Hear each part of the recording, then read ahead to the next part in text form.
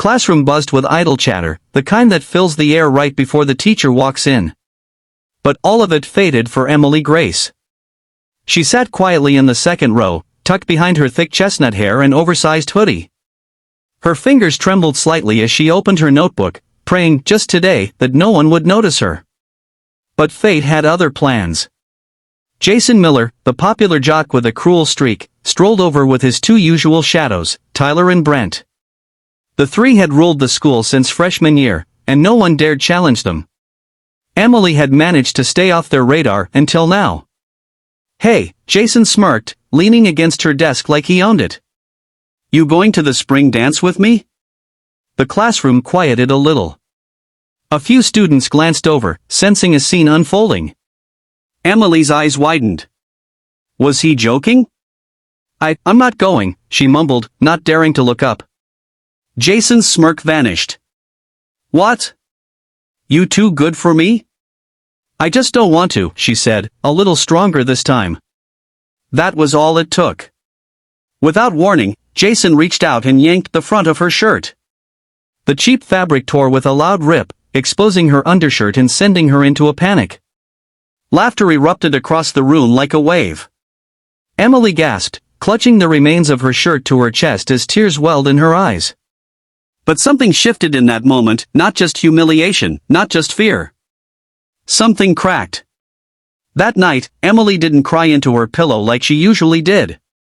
She stared at her reflection in the mirror. The bruise on her confidence was fresh, raw, and something inside her ignited. She stayed up researching school policies, bullying laws, harassment rules. She gathered statements from students, screenshots of cruel messages Jason and his friends had sent her after the incident, thinking they were funny. And she told someone. The next day, Emily walked into school not in a hoodie, but in a fitted black top with the words "Silence is not strength" scrawled across the front.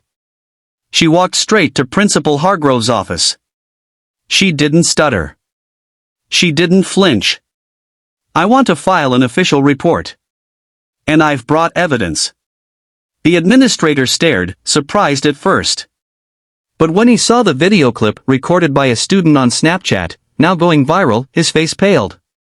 Within hours, Jason, Tyler, and Brent were pulled from their classes. The school board got involved. Parents were notified. And the boys were suspended pending further investigation. But Emily wasn't done. She took the story to the school newspaper. Then to a local youth podcast. Then to an advocacy group for teen bullying survivors. By Friday, her story was being shared by thousands. "Shy Girl Stands Up to School Bullies" headlines appeared on Facebook, TikTok, and even local news. And then, something magical happened. Dozens of students came forward. Girls who had been mocked. Boys who had been shoved into lockers. LGBTQ teens who'd been called names. Emily's courage gave them permission to speak. The school announced a new anti-bullying campaign. A zero-tolerance policy. Monthly student panels. And for the first time in years, students felt heard. At the next assembly, Emily was invited to speak. She stood on that stage, in front of the very same crowd that once laughed at her, and took a deep breath. "I used to think being quiet made me safe. But it didn't protect me. Speaking up did." She paused. The silence was thick. No one deserves to be humiliated for saying no. No one should feel like silence is their only shield. Today, I'm not just speaking for me. I'm speaking for us. Thunderous applause erupted across the gym. Challenges faced. Emily's severe social anxiety and fear of confrontation. Public humiliation and emotional trauma after the shirt-ripping incident. Gathering courage to speak out and face those in power. Convincing others to support her and not brush it off as boys being boys.